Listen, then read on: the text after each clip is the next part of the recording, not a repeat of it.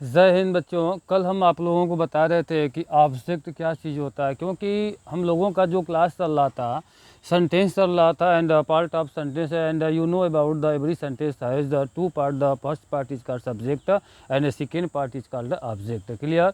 तो इसमें प्रेडिकेट वाले पार्ट में हम आप लोगों को बता रहे थे कि helping verb, verb, object and other is called complement, you know. तो ऑब्जेक्ट में हम आपको बताएं कि ऑब्जेक्ट जो होता है बच्चों चार टाइप का होता है, जिसमें डायरेक्ट ऑब्जेक्ट था, इनडायरेक्ट ऑब्जेक्ट था और जीरेंड ऑब्जेक्ट था और इन्फिनेटिव ऑब्जेक्ट था। ये ऑब्जेक्ट जो है चार टाइप का होता है, लेकिन उन दोनों ऑब्जेक्ट में सबसे मोस्ट इंपॉर्टेंट ऑब्जेक्ट जो है डायरेक्ट और इनडायरेक्ट ऑब्जेक्ट आता है। क्लियर ना। डायरेक्ट ऑब्जेक्ट के बारे में बच्चों हम क्या बताए थे कि जो और ऑब्जेक्ट है क्या, कल चर्चा हुआ कि ऑब्जेक्ट जो होता है, ऑब्जेक्ट का मतलब कोई वस्तु होता है, कोई चीज़ होता है। हमारा सब्जेक्ट जिस वस्तु पर काम करता है, जिस चीज़ पर काम करता है, उसी को हम ऑब्जेक्ट कहते हैं, यानी जिसको विषय वस्तु कहते हैं। क्लियर। और यह विषय वस्तु जो होता है चार टाइप का होता है, जिसमें एक डायरेक्ट होता है, इनडायरेक्ट होता है। डायरेक्ट का मतलब हम आपको बताएं कि जो निर्जीव होता है। क्लियर ना। जो नॉन लिविंग थिंग होता है उसको हम डायरेक्ट ऑब्जेक्ट कहते हैं, और जो लिविंग थिंग होता है उसको हम इनडायरेक्ट ऑब्जेक्ट कहते हैं। क्लियर बच्चों। इसमें आज जो हम चर्चा करेंगे यहाँ पर पोजीशन ऑफ ऑब्जेक्ट। मान लो किसी सेंटेंस में दोनों ऑब्जेक्ट आपके साथ आ जाए, डायरेक्ट एंड इनडायरेक्ट ऑब्जेक्ट, तो किसको पहले रखा जाता है और किसको बाद में रखा जाता है, इस पर भी हम बात करेंगे। और एक क्वेश्चन और आता है, कभी कभी एग्जामों में क्वेश्चन दे देता है कि change the order of object, यानी ऑब्जेक्ट के ऑर्डर को चेंज करने को बोलता है। जैसे मान लीजिए यदि किसी सेंटेंस में इनडायरेक्ट ऑब्जेक्ट को पहले दिया है और डायरेक्ट ऑब्जेक्ट को बाद में दिया है, तो वो कहेगा कि इनडायरेक्ट की जगह पर डायरेक्ट को लाइए और डायरेक्ट की जगह पर इनडायरेक्ट को लाइए। ऐसा चेंजिंग करने के लिए क्वेश्चन कभी कभार दिया जाता है। तो इस तरह के क्वेश्चन को हम लोग कैसे सॉल्व करते हैं, आज बच्चे जो है इसी पर जो है हम बात करेंगे। You know, understand. तो आज हम बात करते हैं position of object. What is the right position of object. मान लीजिए हमारे सेंटेंस में दोनों ऑब्जेक्ट आ गए, डायरेक्ट ऑब्जेक्ट और इनडायरेक्ट ऑब्जेक्ट दोनों आ जाता है, तो हम किसको पहले लिखते हैं और किसको बाद में लिखते हैं बच्चों, बात हम इसी पर करने वाले हैं। क्लियर ना। I am about to talk about the object and the position of object. Clear. तो आइए देखते हैं। तो इसका एक फॉर्मेट होता है, सबसे पहले हम यहाँ पर सब्जेक्ट लिखते हैं, फिर यहाँ हेल्पिंग वर्ब होता है, हेल्पिंग वर्ब के बाद जो है वर्ब होता है, you know about verb, and verb के बाद वाला। तो बच्चों हम बात कर रहे थे position of object, you know the position of object and object में डायरेक्ट और इनडायरेक्ट ऑब्जेक्ट की बात हम कर रहे हैं। जैसे ऑब्जेक्ट में तो चार ऑब्जेक्ट होता है, लेकिन सबसे ज़्यादा हमारे किताबों में, हमारे बुकों में, हमारे क्वेश्चनों में जो है डायरेक्ट और इनडायरेक्ट ऑब्जेक्ट का जो है चर्चा ज़्यादा देता है। तो हम किस ऑब्जेक्ट को पहले लिखेंगे, किसको बाद में लिखेंगे, इसका हम एक फॉर्मेट बनाए हैं। और जब कभी भी ऐसा सेंटेंस आता है तो यह फॉर्मेट इसी पर हम लेते भी हैं। जैसे मान लीजिए किसी सेंटेंस में डायरेक्ट और इनडायरेक्ट दोनों ऑब्जेक्ट को एक साथ दे करके दे रहा है, तो किस ऑब्जेक्ट को पहले लिखना चाहिए और किसको बाद में लिखना चाहिए, आज इसी पर हम बात करने वाले हैं। ठीक ना। I am about to talk about the position of object, which object is come पहले, कौन पहले आएगा कौन बाद में आएगा, इस पर जो है हम बात करने वाले हैं। ठीक ना। तो जिसमें हम देख रहे हैं कि सेंटेंस के फॉर्मेशन में देख रहे हैं कि सबसे पहले जो है सब्जेक्ट होता है, you know, and second word जो होता है हम लोगों का हेल्पिंग वर्ब होता है, थर्ड नंबर पर जो है वर्ब आता है, और वर्ब के बाद ही का पोजीशन जो होता है वो ऑब्जेक्ट होता है। क्लियर ना। तो इसमें इनडायरेक्ट ऑब्जेक्ट आप देख सकते हो कि हम सबसे पहले रख रहे हैं, दोनों ऑब्जेक्ट आया हुआ है, डायरेक्ट और इनडायरेक्ट दोनों ऑब्जेक्ट आया हुआ है, तो इनडायरेक्ट वाले ऑब्जेक्ट को यहाँ पहले लिखेंगे। इसके बाद जो आता है डायरेक्ट ऑब्जेक्ट आता है, और डायरेक्ट ऑब्जेक्ट के बाद जो है अदर वर्ड होता है, you know about the other word, other word is called the complement. Clear ना। अदर को ही हम कम्प्लीमेंट कहते हैं। कल हम आपको बताए कि ऑब्जेक्ट क्या है, हमारा सब्जेक्ट जो होता है जिस विषय पर काम करता है उसी विषय वस्तु को हम लोग ऑब्जेक्ट कहते हैं। क्लियर ना। और एक चीज़ और हम बताए थे कि ऑब्जेक्ट और सब्जेक्ट का एक बड़ा गहरा संबंध होता है, यानी कि ऑब्जेक्ट जो होता है अपने सब्जेक्ट से हमेशा प्रभावित होता रहता है, प्रभाव का असर साफ साफ उस पर दिखता है, वो ख़त्म होता हुआ दिखता है। ठीक ना। यदि प्रभाव नहीं दिखता है तो उस सेंटेंस में वो ऑब्जेक्ट नहीं होता है, उस सेंटेंस में वह शब्द जो होता है वो कम्प्लीमेंट होता है। क्लियर ना। तो ये हमारा ऑब्जेक्ट का पोजीशन है। जैसे एग्जांपल एक लेते हैं, जैसे क्वेश्चन है कि I gave him a pen today, this is the an example of this type sentences, and you know about the, and please try to understand about the position of object. What is the right position of object? Here I gave a sentence. इस sentence में बच्चों हम दोनों object को जो हम लिए हुए हैं, डायरेक्ट को भी लिए है और इनडायरेक्ट को भी लिए है। तो आप देख सकते हो कि हम किसको पहले रखें और किसको बाद में रखें। तो यहाँ हमारा सब्जेक्ट में देखो आई है, हेल्पिंग वर्ब इस सेंटेंस में नहीं था क्योंकि sentence is belong to past indefinite tense. You know about past indefinite affirmative sentence, the helping verb did not use in the past indefinite sentences. Clear ना? तो यहाँ हम देख रहे हैं कि सब्जेक्ट के बाद वर्ब आ गया है, वर्ब के बाद देखो यहाँ पर ऑब्जेक्ट है, वर्ब के बाद वाला स्टेप जो ऑब्जेक्ट होता है। तो ऑब्जेक्ट में देखो इनडायरेक्ट ऑब्जेक्ट हम पहले यहाँ हिम को रखे हुए हैं, और डायरेक्ट ऑब्जेक्ट में आप देख सकते हो कि यहाँ पर कौन है, पेन। डायरेक्ट का मतलब जो नॉन लिविंग थिंग होता है उसको हम डायरेक्ट कहते हैं, और जो लिविंग थिंग होता है उसको हम लोग क्या कहते हैं, इनडायरेक्ट ऑब्जेक्ट। तो हमारे सेंटेंस का सही ऑब्जेक्ट का सही पोजीशन यही होता है। यदि हमारे सेंटेंस में दोनों ऑब्जेक्ट है तो हम जो है इनडायरेक्ट ऑब्जेक्ट को पहले रखते हैं और डायरेक्ट ऑब्जेक्ट को जो है बाद में रखते हैं। ठीक, आप देख रहे हो कि इनडायरेक्ट ऑब्जेक्ट में यहाँ हिम का मतलब उसे है, तो उसे शब्द जो है किसी पर्सन को शो कर रहा है, and you know about the person a living thing, so we can ask about him is the indirect object in the sentence. Clear?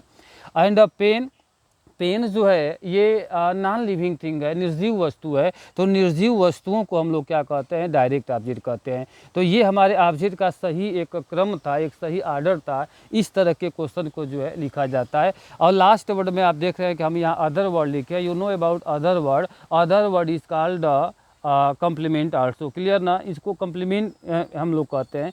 Complement अभी भी हम बताए कि जो अपने सब्जेक्ट से प्रभावित नहीं होता है, ऐसे शब्दों को हम लोग कम्प्लीमेंट कहते हैं। क्लियर? अब इसके बाद अब क्या होता है कि एक और ऑब्जेक्ट, इससे क्वेश्चन क्या करेगा, कहेगा कि change the order of object. जैसे हम यहाँ पर क्वेश्चन लिखे हैं कि I gave him a pen today है, तो यहाँ हम सबसे पहले इनडायरेक्ट ऑब्जेक्ट को पहले रखें और डायरेक्ट को बाद में रखें। हमारे एग्जाम में ये क्वेश्चन बन करके आता है कि इसके ऑब्जेक्ट के ऑर्डर को जो है चेंज करना है, यानी पेन यहाँ आएगा और हिम जो है यहाँ आएगा, तब इस सेंटेंस का ऑर्डर क्या बनता है। तो यहाँ देखिए कि इसका फिर एक फॉर्मेट हम दे रहे हैं। यहाँ सब्जेक्ट हो जाएगा, हेल्पिंग वर्ब हो जाएगा, ये वर्ब हो जाता है। और एक बात और है कि जब हम किसी भी ऑब्जेक्ट के ऑर्डर को जब चेंज करते हैं तो डायरेक्ट वाला ऑब्जेक्ट विदाउट कंडीशन इनडायरेक्ट की जगह पर चला जाता है, लेकिन इनडायरेक्ट ऑब्जेक्ट जब डायरेक्ट ऑब्जेक्ट की जगह पर जाता है तो वह एक छोटा सा कंडीशन रखता है। And what is the condition, आइए यहाँ पर देखते हैं। तो इनडायरेक्ट को डायरेक्ट ऑब्जेक्ट को देखिए हम यहाँ पर अंदर कर दे रहे हैं, डायरेक्ट ऑब्जेक्ट अंदर आ गया, ये वाला ऑब्जेक्ट इधर जा रहा है, ये वाला जो ऑब्जेक्ट जो यहाँ आ रहा है। तो ये इनडायरेक्ट ऑब्जेक्ट तो बिना किसी कंडीशन का यहाँ जो है चला आएगा, नो इस तो कंडीशन रखेगा। ये डायरेक्ट ऑब्जेक्ट जो है बिना कंडीशन का यहाँ आ जाता है, और इनडायरेक्ट ऑब्जेक्ट जब अपना प्लेस छोड़ करके डायरेक्ट की जगह पर जाता है तो वह एक कंडीशन रखता है। वही देखना कि वह कंडीशन क्या है। तो आप देखिए डायरेक्ट ऑब्जेक्ट को हम यहाँ पर ला दिए, और इनडायरेक्ट को जब बाहर लाते हैं तो ये बाहर जाते समय अपने सेंटेंस में टू या फॉर इन दोनों में से किसी एक को ले करके तब यहाँ पर जो है इनडायरेक्ट ऑब्जेक्ट जो है यहाँ पर लगता है। इसके बाद यहाँ अदर वर्ड हो जाता है। ठीक, तो इसमें यही हमको दिखाना था, यहाँ इस पॉइंट को समझना थोड़ा।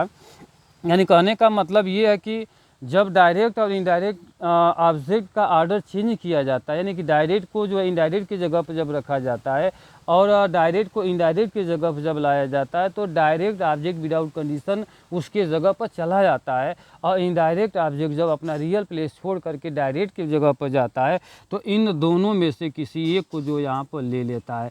तो चाहे आप टू को ले सकते हो, चाहे फार भी ले सकते हो। इसमें भी एक छोटी सी स्टोरी होती है, यदि आपका ऑब्जेक्ट 100% यदि प्लूरल नंबर में आता है तो आप फार लेते हैं तो बेहतर माना जाएगा। क्लियर? वैसे दोनों में से आप किसी को ले सकते हो। ठीक, अब ये रहा है आपके सामने क्वेश्चन कि I gave him a pen today. अब हम कह रहे हैं कि इस सेंटेंस में जो ऑब्जेक्ट आप देखते हो, you know about object in the sentence. अभी हम कहें कि find out the object in the sentence, तो you know about the sentence him and a pen is the object in the sentence. Clear? अब मैं कह रहा हूँ कि इसके ऑब्जेक्ट को चेंज कर दो आप। ऑब्जेक्ट को जो है, जो ऑर्डर इसका है, जो क्रम जो है आपस में बदल दीजिए। यानी डायरेक्ट को जो है इनडायरेक्ट की जगह पर भेज दो और इनडायरेक्ट को जो है डायरेक्ट की जगह पर भेज दो। तो इनका दोनों फार्मेट हम आपके सामने जो है लिखे हैं। एक फार्मेट जो है, एक में जो देख रहे हैं कि इनडायरेक्ट ऑब्जेक्ट अंदर है और डायरेक्ट ऑब्जेक्ट यहाँ पर बाहर है। एक में देख रहे हैं कि डायरेक्ट अंदर आ गया है और इनडायरेक्ट कहाँ गया है, बाहर। तो जब इनडायरेक्ट बाहर जाता है तो अपने पास छोटा सा ये कंडीशन रखिएगा, टू या फार ले करके ही जाता है। तो इन्हीं चीज़ों को जो है ध्यान देना। तो ये क्वेश्चन आपके सामने आया है और कह रहा कि इनके आर्डर को जो आप चेंज करिए। तो आइए चेंज करते हैं। तो जब ये क्वेश्चन जब हम सॉल्व करेंगे तो बनेगा कि आई गेव, अब ये हिम जो है यहाँ आएगा पेन के जगह पर और पेन जो है कहाँ जाएगा, हिम की जगह पर। तो आई गेव ए पेन, अब हिम को हम बाहर करें। देखिए ये जो है ये पेन डायरेक्ट की जगह पर आ गया और हिम को यहाँ ले आना है, इनडायरेक्ट में ले आना है। तो जब इनडायरेक्ट में जब यहाँ बाहर जाएगा तो टू या फार दोनों में से किसी एक को ले करके जाता है। तो हम यहाँ से टू लगा दिए, इसके बाद यहाँ हिम कर दिए और इसके बाद लास्ट में जो हमारा कम्प्लीमेंट वर्ड था ये टुडे था। तो हमारा क्वेश्चन बन गया क्या कि I gave a pen to him today. तो हम किसी भी सेंटेंस को डायरेक्ट और इनडायरेक्ट का जो मैटर चल रहा था ऑब्जेक्ट वाला, इस ऑब्जेक्ट को लेकर के हम दो फॉर्मेट पर क्वेश्चन को बनाते हैं। यू नो अंडरस्टैंड, दोनों में हम लिख सकते हैं। यदि हम जान जाते हैं तो दोनों फॉर्मेट का इस्तेमाल जो हम लोग कर सकते हैं। हम बिल्कुल फ्री है कि डायरेक्ट और इनडायरेक्ट दोनों ऑब्जेक्ट आपके साथ एक साथ आता है तो किसको पहले रखा जाएगा, किसको बाद में रखा जाएगा, इसमें दो फॉर्मेट होता है। आप बिल्कुल फ्री हो, दोनों में से किसी को भी आगे पीछे आप रख सकते हो, लेकिन थोड़ा सा कंडीशन होता है, उस कंडीशन को देख करके ही हमको काम करना होता है। ठीक, डायरेक्ट इनडायरेक्ट को यदि आप पहले रखते हैं तो डायरेक्ट बाद में आएगा, there is no any condition. लेकिन जब इनडायरेक्ट को आप बाहर रखते हो और डायरेक्ट को अंदर रखते हो, इनडायरेक्ट जैसे ही यहाँ बाहर आएगा तो एक छोटा सा कंडीशन जो यहाँ पर लगाता है। यानी कि इनडायरेक्ट अपने पहले जो है टू या फार को लेकर के यहाँ पर चलता है। तो बच्चों ये आप लोगों को हम बताएं कल ऑब्जेक्ट क्या चीज़ होता है। ये टोटल ऑब्जेक्ट को हम डिस्कस किए थे। ऑब्जेक्ट जो होता है चार टाइप का होता है, डायरेक्ट, इनडायरेक्ट, जेरेंड ऑब्जेक्ट और एक इन्फिनेटिव ऑब्जेक्ट, जिसमें सबसे ज़्यादा डिस्कस होता है डायरेक्ट और इनडायरेक्ट ऑब्जेक्ट का। तो डायरेक्ट ऑब्जेक्ट और इनडायरेक्ट ऑब्जेक्ट दोनों का क्या कंडीशन है, ये सारा चीज़ हम आप लोगों को बताएं। अब कुछ इसमें हम क्वेश्चन लेते हैं और आप लोग बताना कि सेंटेंस में जो है किस तरह का क्वेश्चन जो है पूछा जाता है और किस तरह का सेंटेंस जो है हम लोगों के सामने देता है।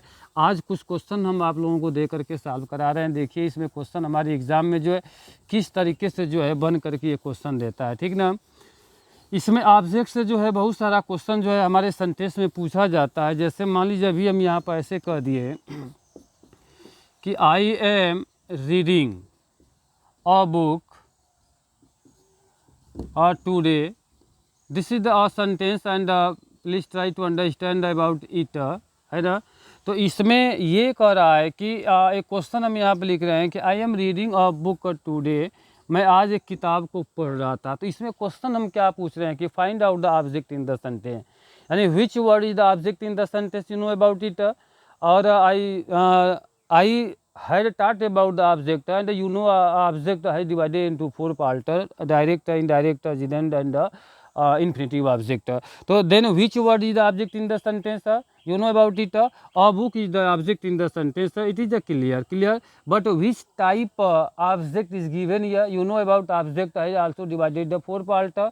तो इसमें ये कौन सा ऑब्जेक्ट है, ये नाम लिखेगा। पहला कहेगा कि ऑब्जेक्ट बता दो, तो हमारा 100% बुक क्या है, ऑब्जेक्ट है, there is no any confusion, ये ऑब्जेक्ट ही है। लेकिन कौन सा ऑब्जेक्ट है ये आपको बताना है। तो आप जानते ही हैं कि ऑब्जेक्ट चार टाइप का है, तो उन चारों में से कौन सा ऑब्जेक्ट है ये बच्चों, ये डायरेक्ट ऑब्जेक्ट है। क्यों डायरेक्ट ऑब्जेक्ट है, क्योंकि ऑब्जेक्ट का मतलब क्या है, वस्तु है। हमारा सब्जेक्ट जिस वस्तु पर काम किया है उसी को ऑब्जेक्ट न कहेंगे। तो हमारा वस्तु कौन है, बुक है। अब बुक जो है निर्जीव वस्तु होता है, इसलिए हम इसको क्या कहेंगे, डायरेक्ट ऑब्जेक्ट कहेंगे। तो यही हम लोगों का पोजीशन था ऑब्जेक्ट का, किस तरीके से जो है सेंटेंस में किया जाएगा। एक चीज़ और होता है कि this is the formation of sentence, यही हमारे सेंटेंस का फॉर्मेशन होता है और इसी को सेंटेंस भी कहते हैं। तो हम आप लोगों को याद होगा कि जब हम सेंटेंस में जब पहला वीडियो हम दे रहे थे, पहला क्लास हम ले रहे थे, तो हम आप लोगों को बताए कि जब इस लाइन को आप कवर कर लोगे तो बहुत कुछ आप जान जाओगे इसके बारे में कि इसमें सबसे पहले सब्जेक्ट होता है, हेल्पिंग वर्ब होता है, वर्ब होता है, ऑब्जेक्ट होता है। यानी एक सेंटेंस बनाने के लिए, सेंटेंस को कंप्लीट करने के लिए जिन जिन शब्दों की आवश्यकता होती है उन सारे वर्डों को पढ़ा जाता है, ताकि यदि हम सेंटेंस बनाने को कहे कि हम कहे कि जाओ सब्जेक्ट ढूंढ आओ, ऑब्जेक्ट लेते आओ, तो आपको कोई परेशानी ना हो ऑब्जेक्ट लेते समय, सब्जेक्ट लेते समय, हेल्पिंग वर्ब लेते समय, क्योंकि इन सभी चीज़ों के बारे में हम आप लोगों को बताए। ठीक, तो हम यहाँ तक इसमें बता चुके थे। लास्ट वाला जो आप देख रहे हैं कि अदर वर्ड जिसको हम लोग कहते हैं, आप ये भी जानते हो कि अदर वर्ड को ही कम्प्लीमेंट कहा जाता है। तो कम्प्लीमेंट और इसमें ऑब्जेक्ट में क्या डिफरेंट होता है आप समझ सकते हो।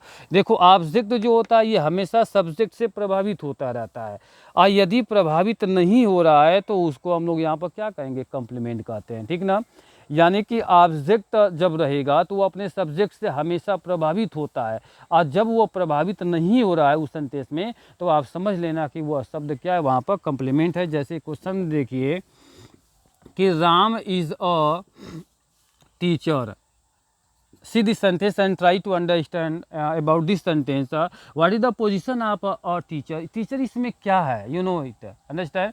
तो ये आप देख रहे हैं कि ये सब्जेक्ट है या हेल्पिंग वर्ब है, और वर्ब तो है नहीं यहाँ पर। अब वर्ब के बाद जो आता है ऑब्जेक्ट आता है, तो ऑब्जेक्ट की जगह पर दे रखा है, लेकिन एक्चुअली टीचर ऑब्जेक्ट नहीं है, और टीचर इस सेंटेंस में क्या है, कम्प्लीमेंट है। क्लियर ना? तो क्योंकि यह टीचर ये सब्जेक्ट ऑब्जेक्ट रहा होता है यदि, तो ये अपने सब्जेक्ट से क्या होता है, प्रभावित होता, ख़त्म होता हुआ कुछ ऐसा चीज़ दिखता है। तो आप समझ लेना कि ऑब्जेक्ट कब होता है, जब हमारा ऑब्जेक्ट होने का मतलब कि सेंटेंस में वर्ब का होना आवश्यक होता है। यदि सेंटेंस के भीतर वर्ब नहीं है तो ऑब्जेक्ट भी नहीं रहेगा, क्योंकि वर्ब और ऑब्जेक्ट दोनों का एक संबंध होता है। जब हमारा सब्जेक्ट कोई काम करता है, काम ही वर्ब होता है, तो जिस पर काम करेगा, जिस विषय पर काम करेगा तभी तो उसका विषय वस्तु होगा, और जब काम में नहीं होगा तो उस सेंटेंस में वह ऑब्जेक्ट नहीं होता है। तो इस सेंटेंस में वह टीचर क्या है, यह एक कम्प्लीमेंट है। क्लियर ना? अभी हम यहाँ पर ऐसे लिख दिए कि Ram is singing a song today. अब यहाँ हमको देखना है कि कौन सा शब्द जो है यहाँ पर ऑब्जेक्ट है और कौन सा कम्प्लीमेंट है। ठीक, तो यहाँ हम देख रहे हैं कि Ram is the subject in the sentence, it is the clear, and is the helping verb in the sentence, and singing is the verb, and और song is the object in the sentence. Clear, but today is the complement in the sentence. Today यहाँ पर क्या है, complement है, क्योंकि हमने बताया कि ऑब्जेक्ट जो होता है अपने सब्जेक्ट से प्रभावित होता है, यू नो इट, अंडरस्टैंड।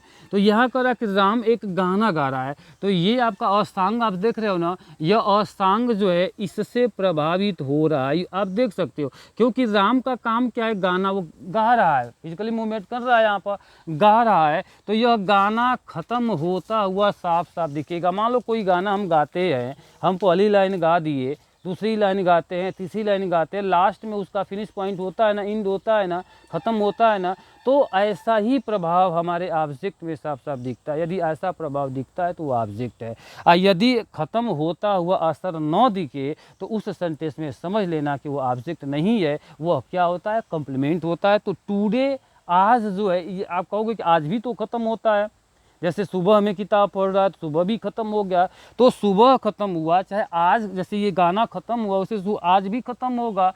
तो ये आज, ये सब्जेक्ट थोड़ी ख़त्म कर रहा है, ये तो अपने से हो रहा है, यानी ऑब्जेक्ट रहता तो सब्जेक्ट उसको ख़त्म करता है। ठीक, वह ये आज जो टुडे अपने से ख़त्म हो रहा है, सब्जेक्ट से प्रभावित नहीं है, तो टुडे यहाँ पर क्या है, कम्प्लीमेंट है, और सॉन्ग यहाँ पर क्या है, यह आपका ऑब्जेक्ट है। तो ऑब्जेक्ट क्या चीज़ होता है, आप लोगों को सारा चीज़ हम बताए, चारों ऑब्जेक्ट को जो है हम डिफाइन कर चुके हैं। तो बच्चों, आज का क्लास ये इतना ही रहेगा। यदि हमारी वीडियो आपको अच्छा लगे, हमारा क्लास आपको अच्छा लगता है, तो आप लाइक करें, और इतना ज़रूर बताएं कि आपको समझ में आया कि ना आए। लाइक करें, सब्सक्राइब करें और शेयर करें। फिर आते हैं अगले दिन नए क्लास के साथ। बाय।